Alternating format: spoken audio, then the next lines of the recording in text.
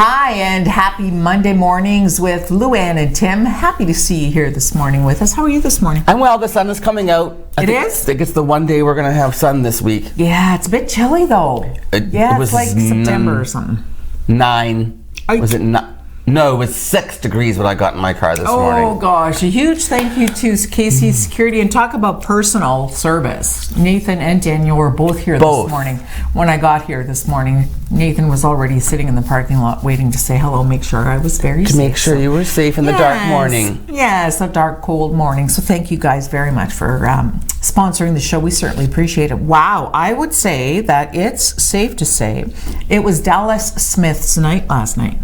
He co-hosted the Canadian Country Music Awards with Billy Ray Cyrus. Yes, I remember reading that was going to happen and being surprised. Yes, I didn't get to see the show. About Billy Ray. But, yeah, me too. Dallas Smith got Entertainer of the Year, and he also got Male Artist of the Year, and he co-hosted. So yeah, it was his night for sure. Female Artist of the Year went to Tenille Townes. And the Reclaws, they're a brother-sister act for the top-selling single Long Live the Night. And Lindsay L. is the new interactive artist or group of the year, Somebody's Daughter. Canadian Country Music Awards. Canadian Country Music Awards. Lots of awesome talent. It's all Greek to me. No country. I don't know any of them. No? I don't listen to country. At all? No. No way? It's not allowed in our house. Not me. I like the new stuff. I hate like that twangy Lil Nas X stuff? Yeah, that's an awesome song. I love that song. The one he does with Billy Ray Cyrus. Oh, see, that's why he's all hot again, Billy Ray Cyrus. Well, apparently. He's got much better hair this time around. Does he no mullet anymore? Yeah, no mullet anymore. Speaking of hair, famous hair, rock and roll, what would you say, Elvis? What he was rock, right? But he was bluesy. It was like a rock and roll. Yeah, 1956. He appeared on the Ed Television Show for the first time on this date. Remember, there was I don't remember because I wasn't really born yet. 1956. But after that, you heard so much about the hips and how they shot him. They only filmed him from the waist up. There's Elvis. Look at him. Because he just couldn't help himself. Apparently. What's going on with what's her name? His daughter. Is she writing a book? I heard she's writing a book about her time with Michael Jackson. Really? Yeah. That'll be a short book. Just saying. Little pamphlet. Oh yeah, by the way. So Elvis appeared on the Ed Television Show for the first time in 1956, and on September the 8th, 1965, so what's that, 9 years later? A group of guys got together for the first time. You see if you can guess. There was a small ad in the New York Daily Variety, and 457 young men showed up to audition to see if they could become members of the world's first manufactured boy band. Who was the world's first manufactured boy band in 1965? Oh my word. They were all put together. They weren't really a band. They were put together to create a band. Really? It was the Monkees. No! That's Jim's favorite band ever. Okay, so that's how it all started. This guy named Bob Rafelson, R-A-F-E-L-S-O-N, Rafelson. Anyway, Bob was a young TV movie director. His partner, his name was Bert Schneider.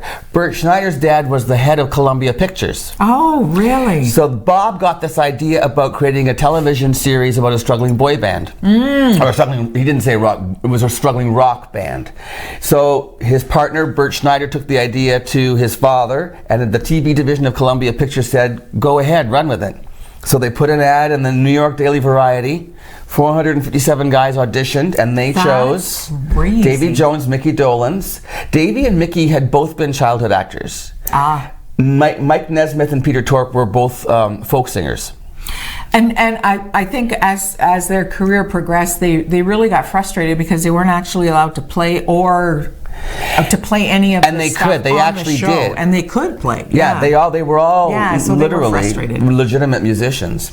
They approached the Dave Clark Five and the Lovin' Spoonful to be the subjects of the show, and both those groups said no, so they had to form one. Wow. So they had the auditions, and you know what? I didn't know when they fell apart. It was 1968. Apparently, they decided to go on the big screen, and they did a film it was a psycho art movie called Head. Jack Nicholson and the Monkees. Really? Bombed. So didn't even it know. bombed so badly that the critics and their fan base fell apart, and by 1970 they were all infighting. There's the No poster for the way. movie. Really? And the bombed so badly that it caused a lot of tension in the group. And in 1970, Peter Tork was the first one to leave. He said, Yes. I can't take this anymore. It was Yeah. too much. And then Mike Nesmith. So they were never after that. Hey, we're the Monkees. No. So there you go. Interesting. There's a little background Yeah. for you on the Monkees. The Monkees. Yeah. Kelly Clarkson was on Jimmy Fallon does a special after football on Sunday night. So she was his guest last night, and she talked a little bit more about how she encouraged Taylor Swift to re-record all of her former hits. That was her, right? That was Kelly's? Yeah, she actually tweeted, you know what, Taylor, like just, re-record them if they're that important to you. So that's exactly what Taylor Swift did. Re-recorded every last single one of them, so now she owns them. Kelly Clarkson is kind of from that situation, but she at this point owns a little more than half of all of her library. Oh, okay. And she says it's not as important to her for some reason, but she got the idea from Reba McEntire. Reba? Why? Yeah, because Reba was the stepmom of Kelly's husband, I believe, is how Oh, it good went. heavens, I had no idea. Yeah, so they're very good friends, but obviously former, because now Reba's not with her husband, Narvel. They broke up. I know, it's hard to say. Reba and Narvel? Narvel. Yes, they broke up. That's country Stop right it. there. Yeah, that's a little bit country right there. They were together for a long time A then. long time, yeah. So Kelly married the son, and yeah. So that's where that idea came from. So Reba, though, told Kelly what? She said to Kelly at one point, or she did herself, re-recorded her own stuff, so she owns the masters now. So she had told Kelly about that over the years, and so Kelly just remembered that and tweeted to Taylor, "Hey, Tay Tay." Did you see any of the pictures of J-Lo from the Toronto International Film Festival? No. Is she stunning? Because this film is Hustlers, right? Yes. It's like everywhere. It's all the rage. Tiff has some great films this year. So she plays a stripper, an exotic dancer, right? She said you guys, I had to learn how to do this in 6 months. And she said she really struggled with the actual, pole dance. She had to learn how to pole dance. I could have taught her a thing or two about pole dancing. Yes, you Look could at have. her. Look at That her. outfit is like just made of yellow satin ribbons, and it just like barely covers everything. Like it's just barely there. She's it's so all just provocative, like right? ribbons everywhere. She's known for doing that kind of stuff. She looks amazing. She just turned 50. Did she really? She did. I want to see that movie. I want to pluck her off. Not really, J-Lo. She's stunning. Wild. She really is. Yeah, that movie apparently, and it's all Hustlers. about think Ocean's 11. It's kind of that premise. Are they like? Yeah, they kind thieves of too? they kind They're of hustlers. take advantage of their clients who watch them strip, so they get rich. So apparently, it's really well done. But to watch J-Lo on a bar, are you kidding me? Oh my word! She is running her. She is doing her like her career. Yeah. She knows what she's doing. She works like a beast. Apparently, Yeah. She never stops working. Good for her. Yeah, she just loves it too. So that's a good thing for sure. We have a great show today. I have a captain from the Canadian Army Cadet Corps, CACC. Anyway, Captain Sean Batchelor and a cadet, Gracie Signac, with her medals and everything, talking about their registration starting for cadets this year. Oh, so they're cool. on the show. And then, there's a cycling for Arch coming up this weekend. So, Julie Primo's here as well to talk about that. Plus, Luann has the news. So stay with us on this Monday morning on Mornings with Luann and Tim. We'll be right back after this.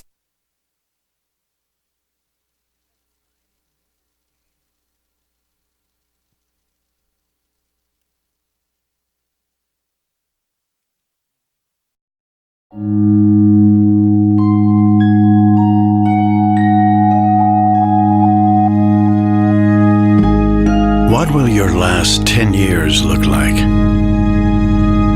Will you be quick enough for a game of tag with your grandchild? strong enough to embrace every moment.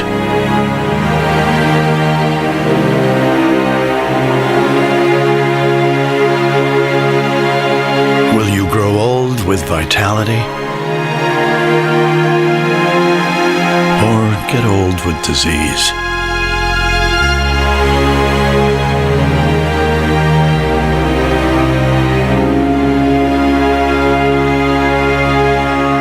It's time to decide. The average Canadian will spend their last 10 years in sickness. Change your future at makehealthlast.ca. Hi, I'm Isabelle Racicot, and once again this year, on October 6th, I will be taking part in the CIBC Run for the Cure benefiting the Canadian Cancer Society. I'll be walking in honor of my mom, who passed away at the age of 37 of breast cancer, but also to support all the women I know who have received the same diagnosis and their families who've had to cope with it. As you know, 1 in 8 women will receive a breast cancer diagnosis in their lifetime. And although we've made great progress in increasing the survival rate after 5 years, which now stands at 87%, we still have a long way to go. Which is why I want to remind you that all proceeds generated by the CIBC Run for the Cure events held in Montreal, Quebec, Sherbrooke, Saguenay, and Val-d'Or will be reinvested right here in the province of Quebec in promising research projects, such as a 3D printer to reproduce a living tumor from women's breast cancer cells, or repairing DNA cells with a view to developing drugs that can treat aggressive and hard-to-treat breast cancers. The money raised will also help fund important support services for breast cancer patients and their families. Let's promise to make breast cancer beatable. Register today at cibcrunforthecure.com, and together, let's show the world that life is bigger than cancer. And he fell. Whoa, I'm not driving. I'm way too stoned. How are you feeling, Beer? Oh, since we had that talk, I'm not driving tonight at all. What about you, Dave? You only had a couple of drinks. And only a couple of puffs. I don't drink and drive. No way I'm getting behind the wheel when I smoked weed, too. How are we getting home then? Oh, you can drive, Dave. Come on, Dave. Take one for the team, buddy. Don't let weed and alcohol influence your decision to drive. Yeah, I need a ride.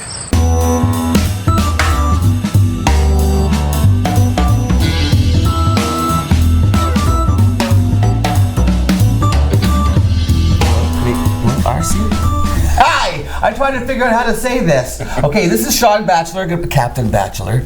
Good morning. Good morning, Tim. And Gracie Signac. Now, give me your title again. Master Warrant Officer Signac. Master Warrant Officer Signac. I feel like I should salute or something. Do you salute each other? Yeah. Really, eh? She has to salute me. She has to salute you? Yes. How old were you when you first learned how to salute, Gracie? Probably when I was 10. When she was 10. Okay, wait. Can you show me how to really salute? Are you allowed to show Yeah. a civilian how to salute? Sure. Yeah. Okay, what do you do? Absolutely, you can. I don't really have good form.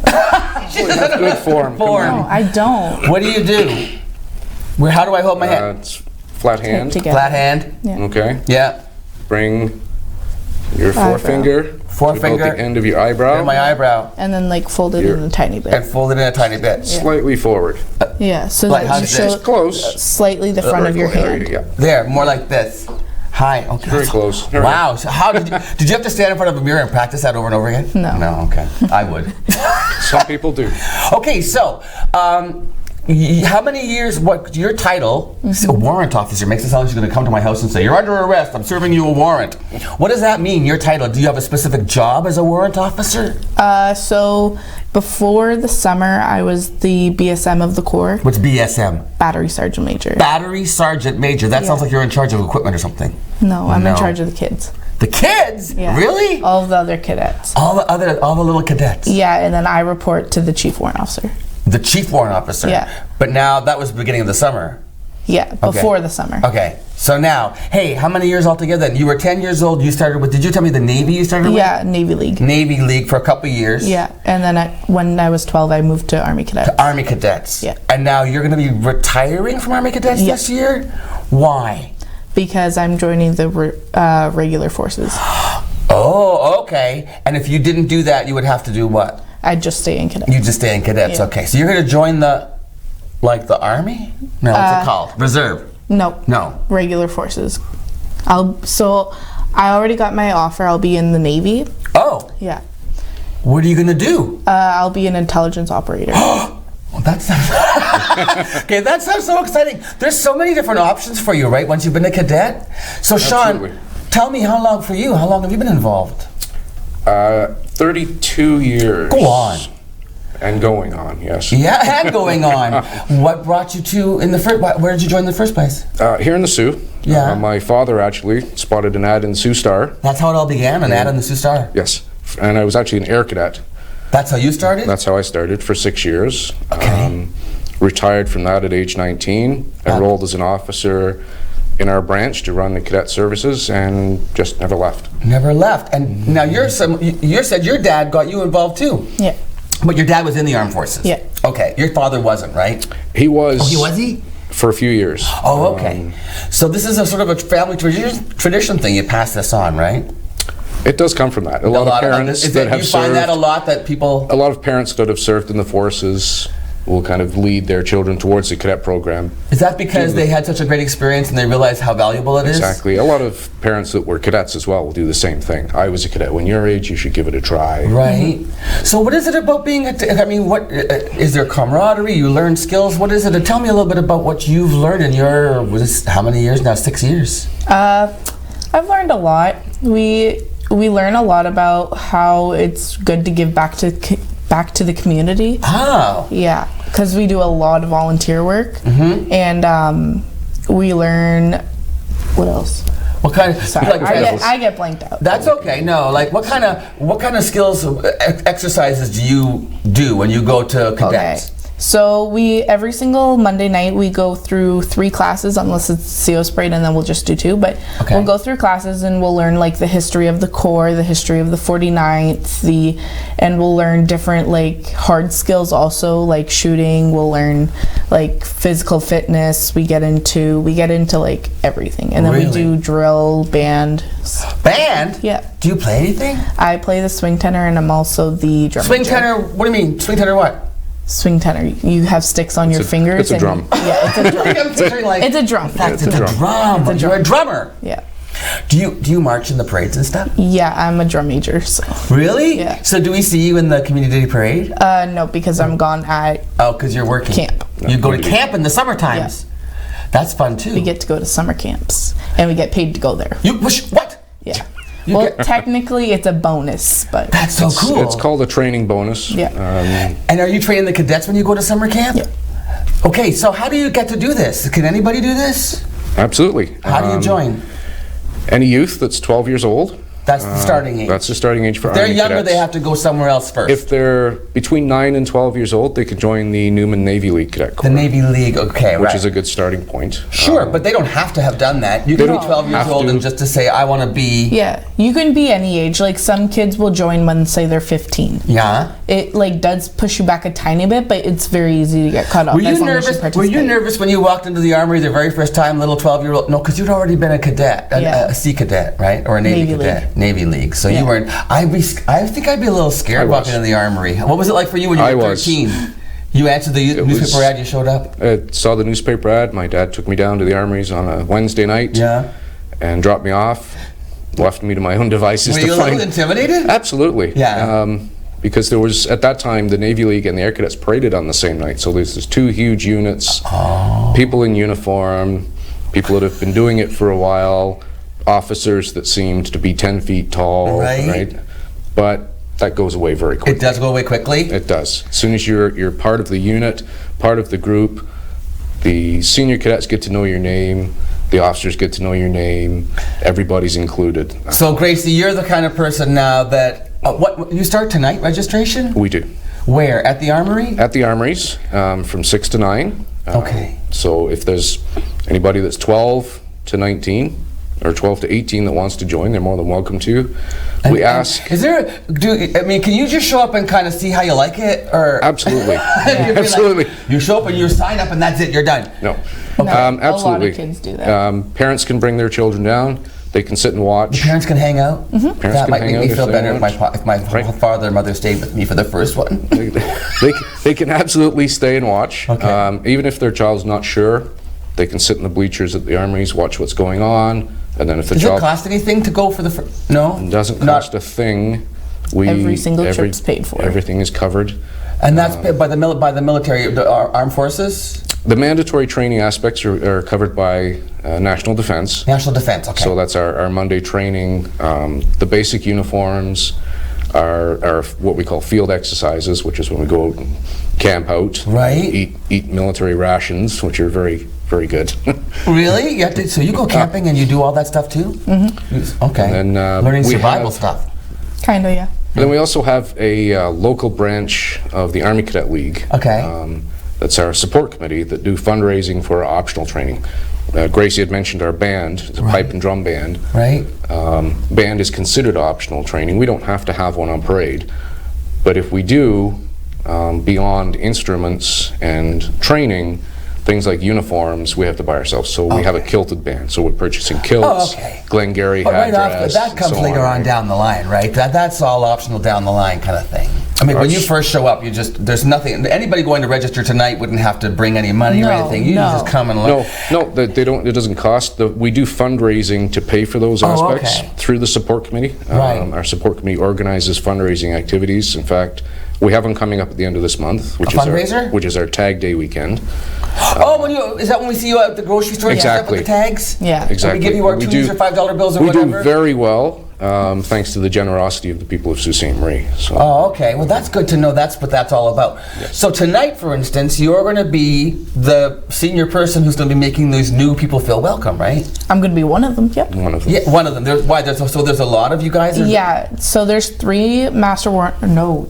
now. Okay. 2 Master Warrant Officers and 1 Chief Warrant Officer. Oh. And did somebody get a promotion? Is that? Yeah, like a while ago. Somebody did. A while ago. Okay, good. So we'll be there and helping the kids. That's so great. So, what have you taken away? Now, it's 6 years. What would you say you've learned? What has this done for Gracie personally, being a cadet? That's a loaded question. Is it? Self-confidence? Yeah. Mm-hmm. Self-confidence, majorly. Probably a lot of learning how to got a little fluff flying around here, Gracie. What about learning how to balance your schedule and stuff? Yeah. Organizational skills. Yeah. Responsibility. Leadership. Yeah. Leadership's one of the keys. Right, Sean? That is the key. So now we're going to encourage everybody who's watching, and if not tonight, can they come another Monday? Mm-hmm. Any Monday. We're at the Armory. 6 o'clock? Every Monday from 6 till 9.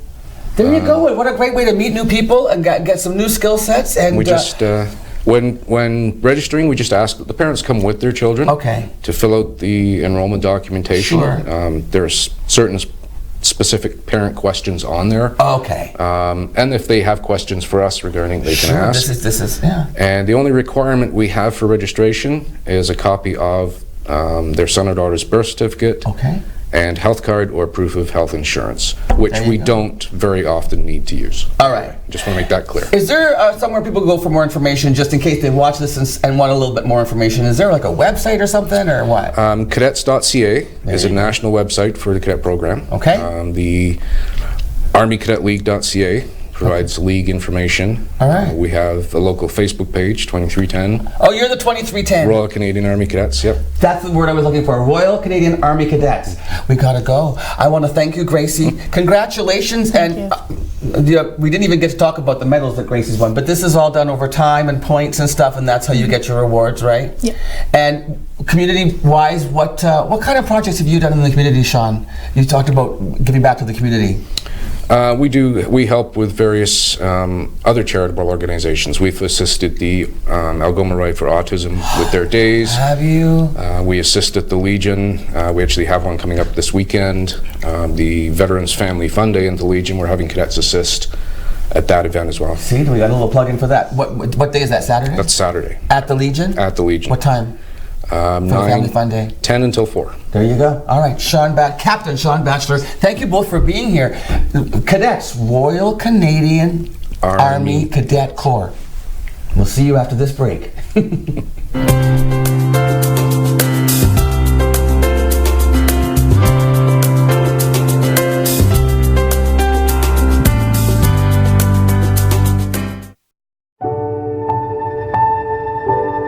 am a mother, and I am a sister.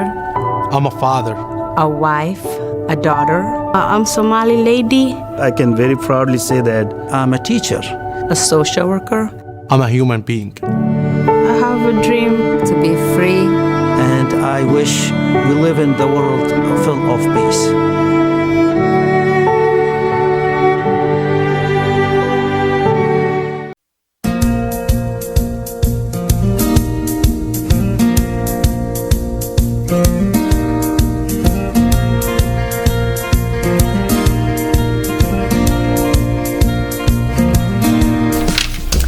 Just a reminder that another sponsor for this month is State of the North. It's the 3rd annual State of the North Conference. It's being held here in Sault Ste. Marie at the Delta Hotel, September the 26th, 2019. This is brought to us by the Northern Policy Institute. They're Northern Ontario's think tank. This is all about how we can make the community more vibrant. They research, they collect, and disseminate evidence. And they do all these policy procedures, creating policies. So if you want to be involved in helping develop policies for Sault Ste. Marie, State of the North Conference, September the 26th. Thanks for sponsoring our show this month. Absolutely. Felicity Huffman, getting time to sentence her.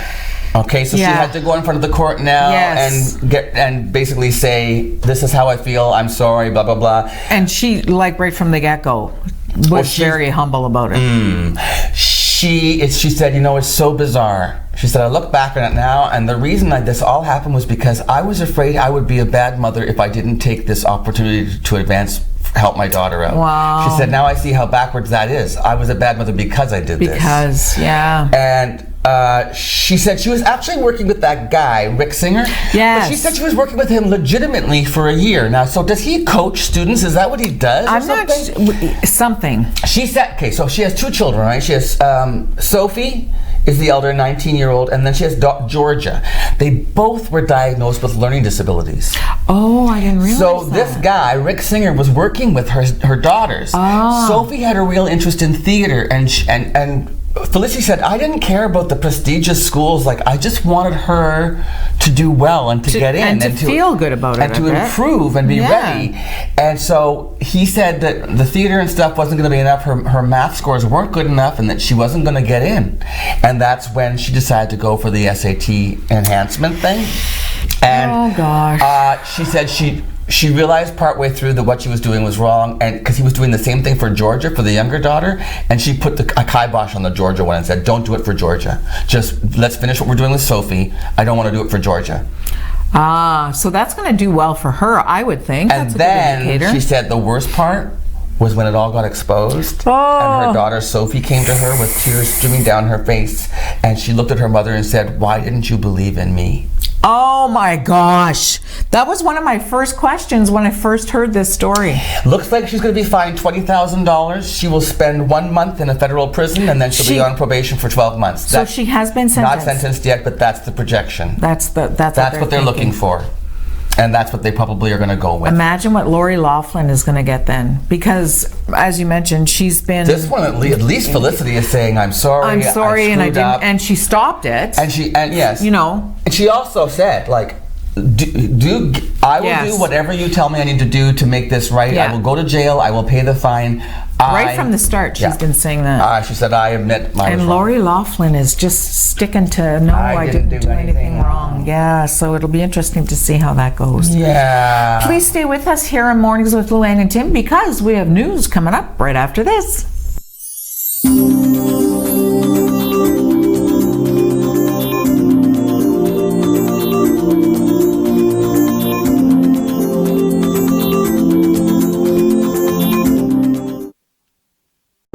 Adoptions create families.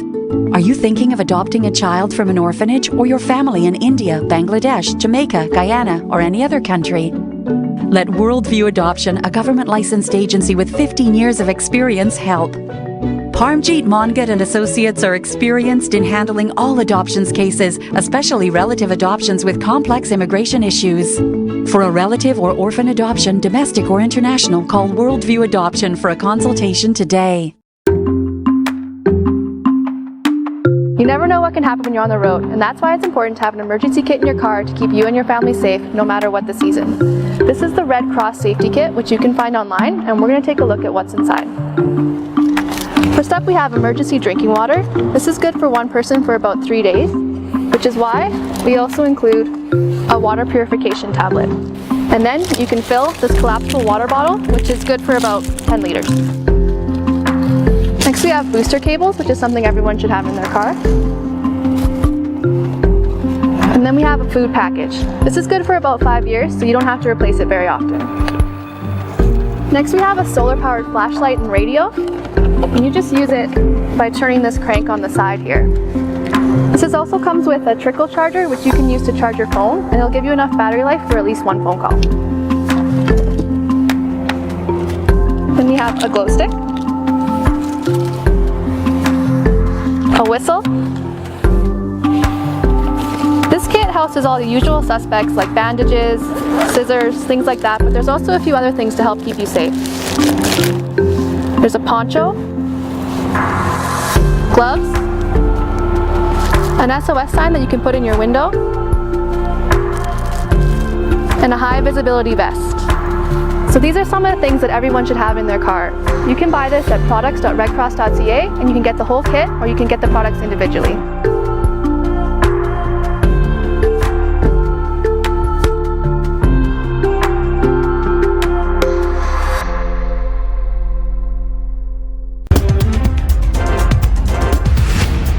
Sueites came out to show their support for Terry Sheehan yesterday afternoon for the launch of his campaign office, which is at 485 Queen Street East. The Liberal MP is running for re-election in this year's upcoming federal election, set to take place on or before October 21st.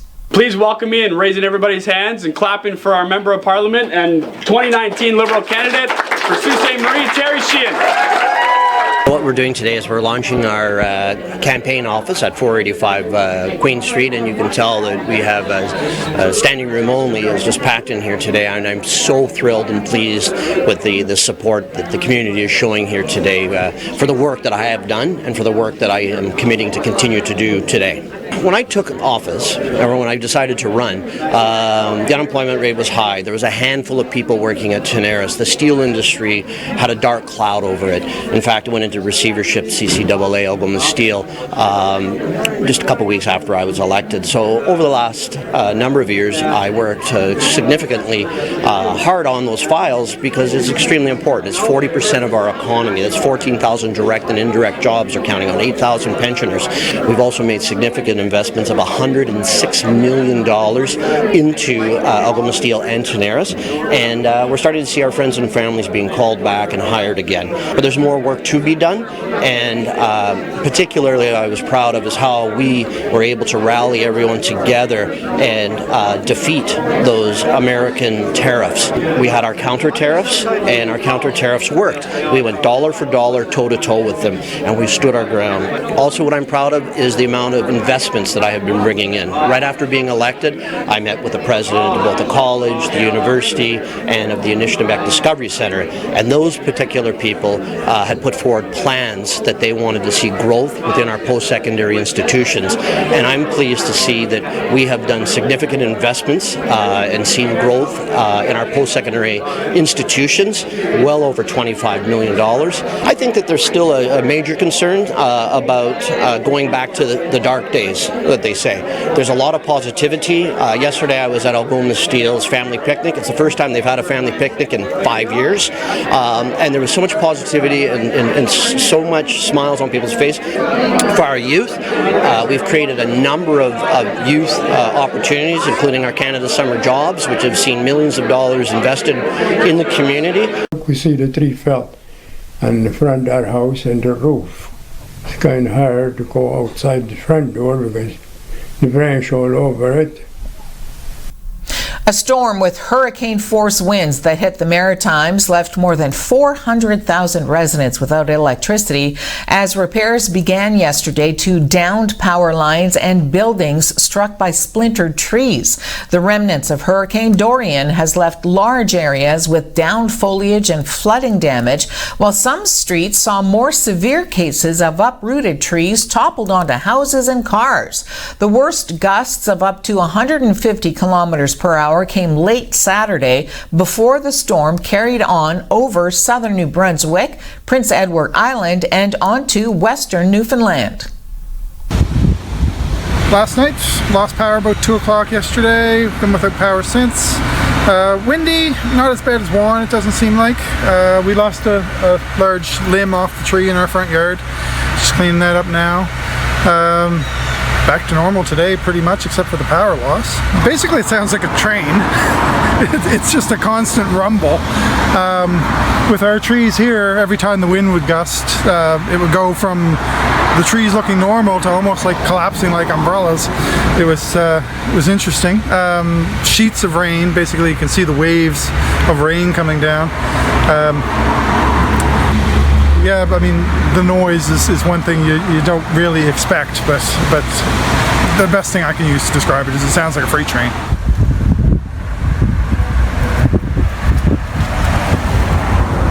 We heard lots and lots of wind. There's lots of trees across the street, and you can hear the wind pushing through them all, and it came in waves. And the worst of those waves was when you were nervous about things going, and eventually it did. This tree came down yesterday around 4 o'clock. That was when the winds were at their worst. We had lost their power, and I was watching the tree lean over pretty hard, and a short time later it went and pulled down. Very few details are available about a single vehicle collision when a truck crashed into the mortgage center at Gore and Queen Street just after 1 Saturday morning. An ONNtv viewer sent this photo in just after it happened, prior to emergency responders arriving on the scene. Owner Danny Alessandrini says emergency repairs have been completed though, and it's business as usual. City Council will be asked to review alternatives for suite expansion at GFL Memorial Gardens at this evening's meeting. Now, this comes after a resolution was tabled to bring forward a plan to develop the additional box seats and investigate other potential sources of funding during a meeting back on December 11, 2017. Currently, the GFL can hold up to 5,000 people for hockey games and up to 6,500 for concerts and other events. When the GFL was constructed, it was built in phases with availability for suite expansion to be completed at a later date. Phase 2 planned for the construction of an additional 11 suites, and those suites were actually already sold and almost included in the construction of the building, but the cost became prohibitive. The deposits were returned, and there is now a waiting list for the suites. Phase 3 of the project would have seen the addition of a further 13 suites for a total now of 37. Construction of the Phase 2 and 3 suites has always been based on the assumption that the cost would be fully recovered from extra seat revenues without relying on general tax revenues. It was anticipated that NOHFC and Soo Greyhound participation would reduce the city's risk in proceeding. Analysis on the issue was provided to Council at a meeting on March 31st, 2008, based on a number of factors, including that the project be self-funded, a rejection from NOHFC, and an inability to reach an agreement with the management of the Soo Greyhounds. The project did not proceed. City staff has recently confirmed that the Greyhounds will not support the sharing of ticket revenue for suite expansion, but it will support a revenue stream to come directly to the city in the form of a rental fee for the boxes. The Greyhounds have offered to rent on the city's behalf, leveraging their community corporate sponsorship partners to ensure rental utilization.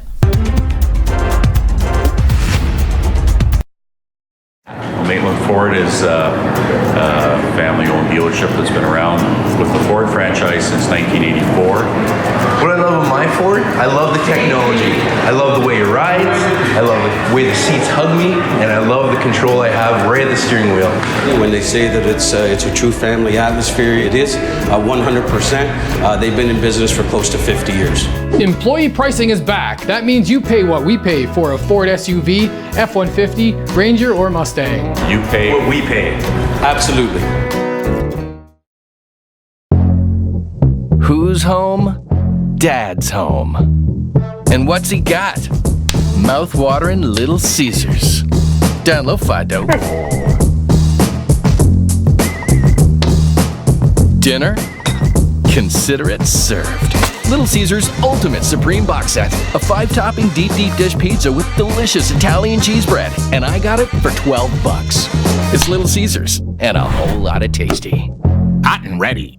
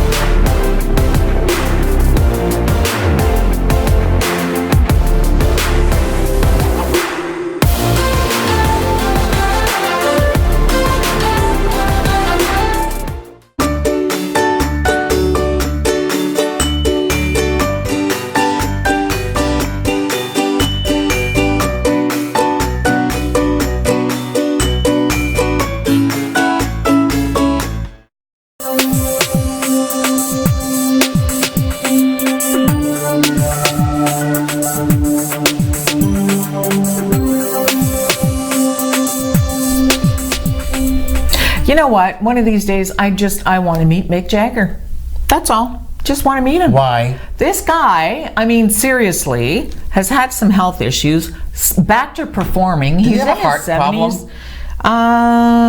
Was it a heart? Yes. I think it was a heart. Yeah, he had a heart surgery. He didn't have a heart attack, but he had a... so he's 70 years old. And he's in his... Yeah, or is he 70? I don't know. Yeah, I think he's... In his 70s? Yes, in his 70s. So he also is an actor. He's a knight. He's been knighted by the Queen, so he's Mick Jagger's an Sir Mick Jagger.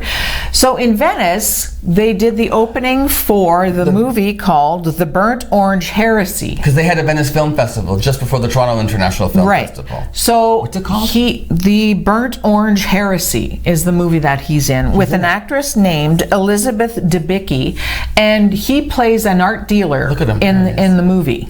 Okay. So they're all on the red carpet, as in the cast. So there's several of them.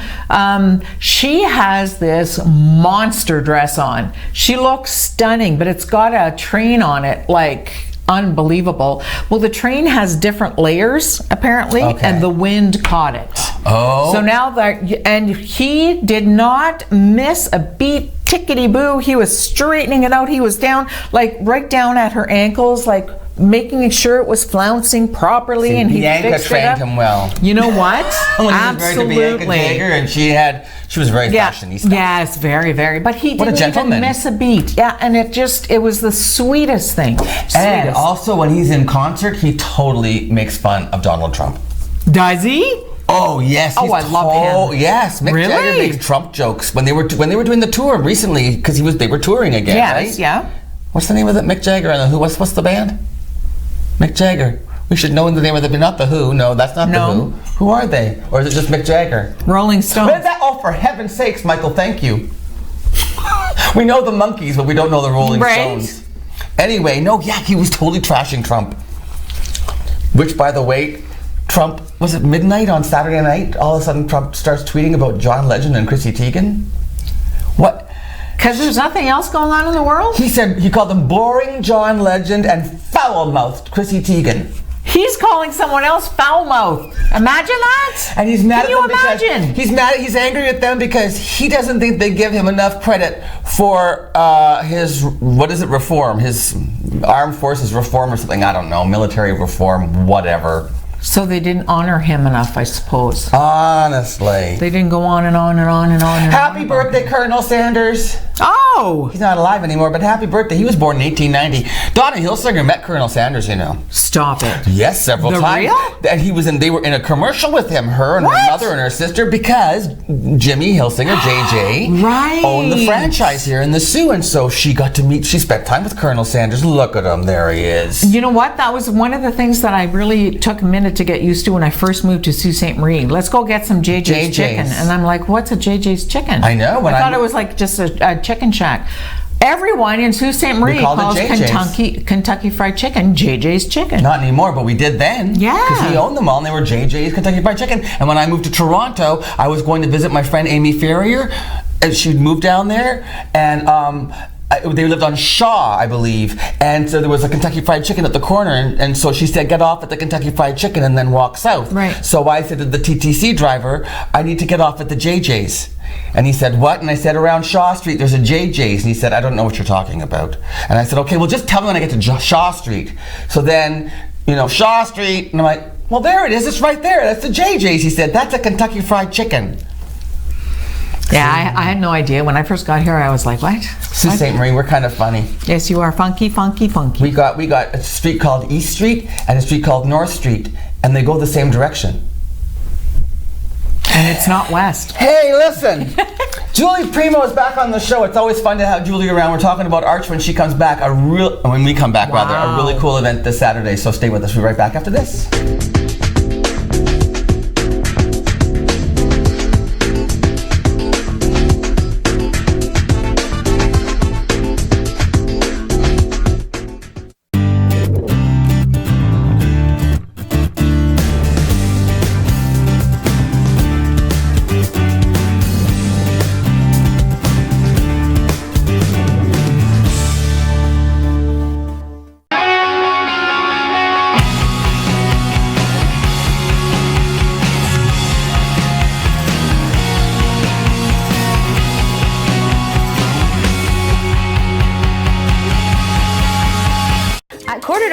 Discover all kinds of treasures and never pay more than $5. Inventory is restocked every Saturday, and you can find anything from electronics to household items, toys, and much, much more. On Saturday, everything is $5 and the price goes down throughout the week, ending with 25 cents on Friday. We restock weekly with new items from various big box stores, so you never know what treasures you can find. Come visit us at 4:45, 2510 Ashman Street in Sault Ste. Marie, Michigan.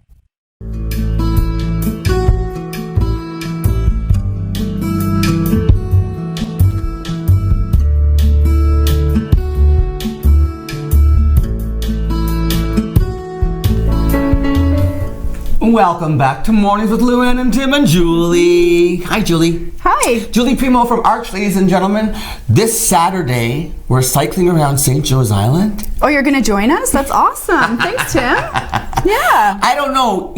Now, you said this year you've got a smaller course, right? Yes, so we added, last year we had the 100 kilometer and the 70 kilometer option. See, I could see that being, I might be not being a cyclist really, I ride to the store, I might ride downtown kind of thing. I don't do distances really. So, the map is up right now. So you've added a 40K. Which is the blue in the middle of the island. So that's not too bad. For how long did you do the 100K, Julie? Yes, so I shall declare that I am new to cycling. Shall declare. Yes, so I used to cycle a lot as a teenager because I grew up in Grocap. Oh, yeah. And if my parents wouldn't drive me to town, my only option was to ride my bike. You do that hill? Yes, so I would ride my bike to town if my parents wouldn't drive me, and that's a long ride. Yeah, and I used to cycle from Grocap area to the McDonald's for 49-cent cone and a water when I was 17. Oh, for heaven's sakes! So that was my cycling career. That was a lot, so you did cycle.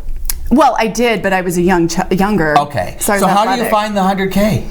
I'll be honest, because I don't cycle every day. Right. And I don't do those distances every day. The furthest I've cycled so far this summer is a 70. Okay. Oh, even that though. Yes. How long does it take generally? Like how long a day are we looking at? So if you're I call them an elite athlete, I'm thinking more in the 3-hour time frame to do the 100 kilometers. Speaking of, we were just talking about JJ Hilsinger. I mean, he rides miles. I mean, if he drove across South America and Africa and who knows where else he's cycled. Absolutely. The cyclists that are doing like huge rides, I know some guys in town, some girls in town that are doing like 300-kilometer rides. No kidding. Yeah. Okay, so you can do the 100, you can do the 70, or you can do the 40. Yes. So this year, about 70% look like they're doing the 100K again. That many? Yes.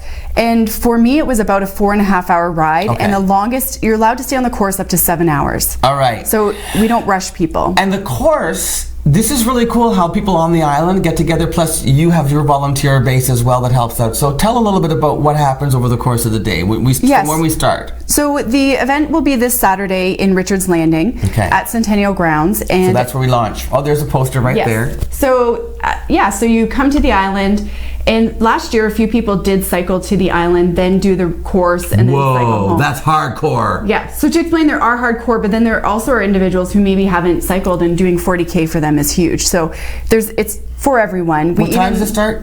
9 a.m. Okay. 9 a.m. is registration. All right. We already have 115 people pre-registered. Hey, that's almost the same as last year then, right? It's the exact same as last year. We want more. We usually get about 30 people week of and day of. So you can still sign up. Yeah. And the 40K, like I said, I was telling you before, Tim, when you're doing the route, there's aid stations and angel stations. Aid stations and angel stations, what's the difference? So they're volunteer manned, and there's refill stations. So we have a green footprint. So everyone gets a water bottle to start with.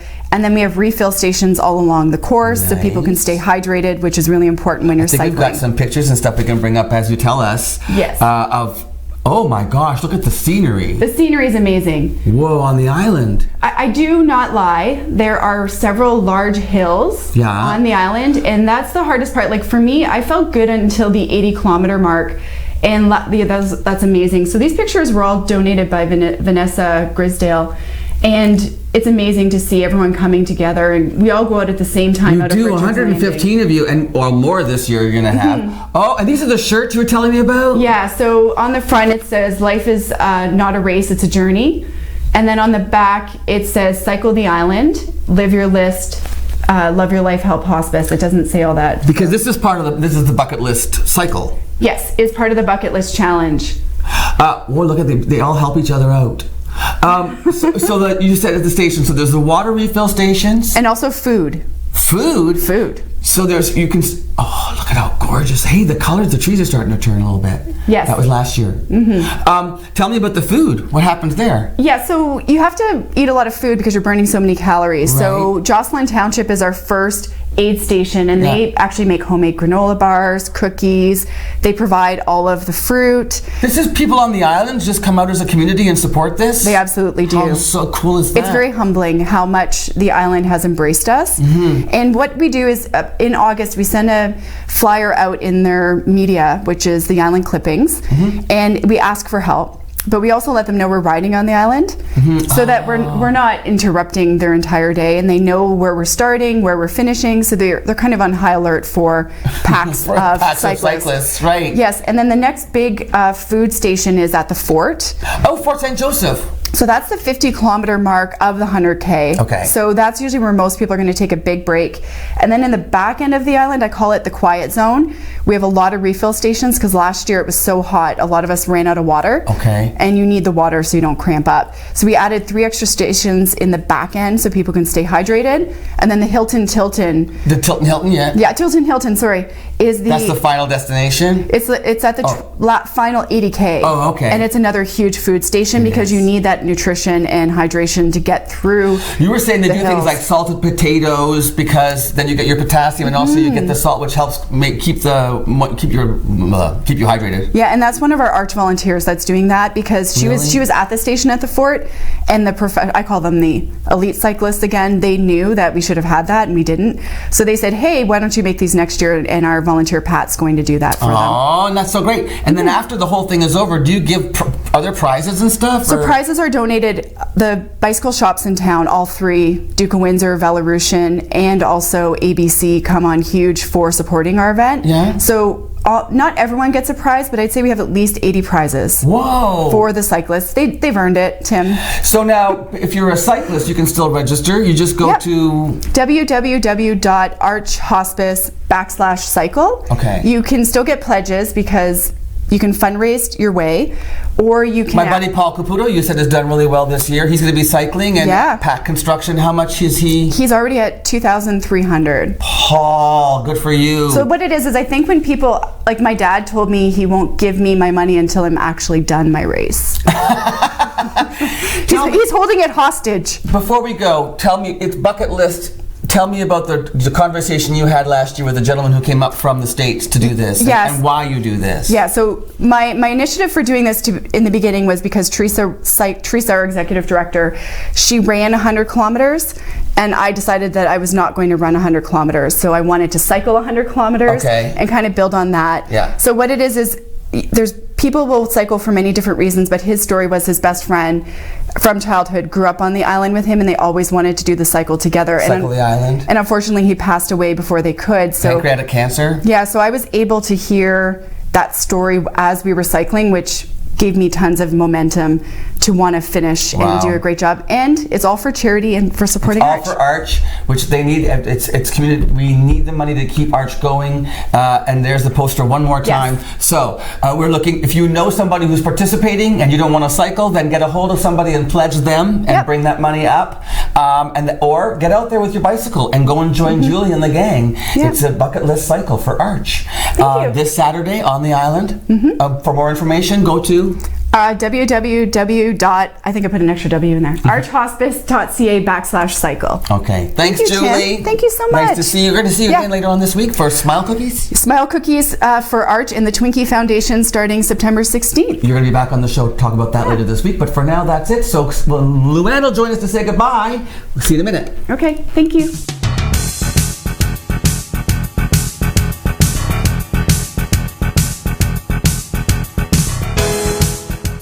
Have a great business idea but don't know where to start? Need help taking your business to the next level? C2C Business Services can be your guide in navigating the path of entrepreneurship, with services ranging from grant funding support, access to service experts, market information, and helping your business adopt new technologies to create and foster a culture of innovation for ongoing success. Call C2C Business Services and let them be your first step in taking your entrepreneurial dreams from concept to commerce. C2C Business Services is a division of the Sault Ste. Marie Innovation Center.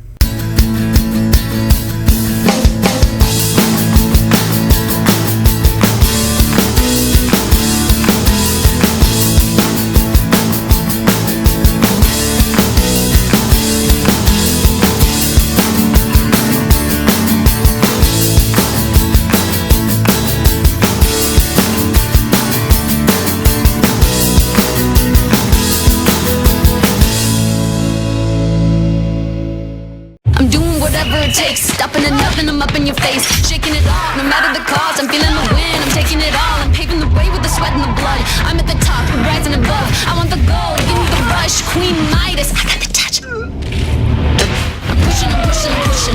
I'm pushing, I'm pushing, I'm pushing. I'm pushing, I'm pushing, I'm pushing. I'm pushing, I'm pushing, I'm pushing. I'm pushing, I'm pushing, I'm pushing.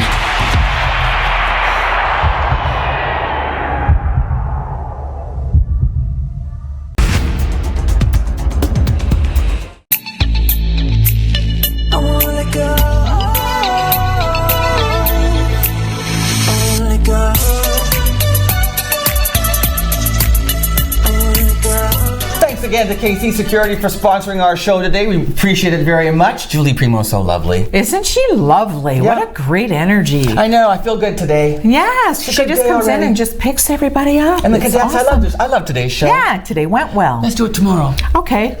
I'll show up if you show up. I'll be here. Okay, I'll be here. Hope you're here too. Have a great Monday, Sault Ste. Marie. Bye.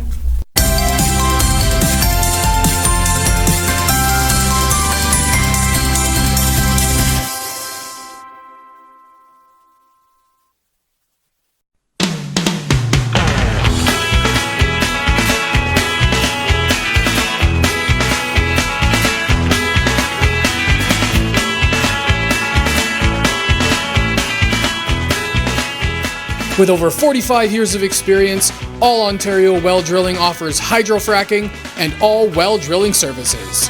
Call 705-575-8088 or 705-257-9495.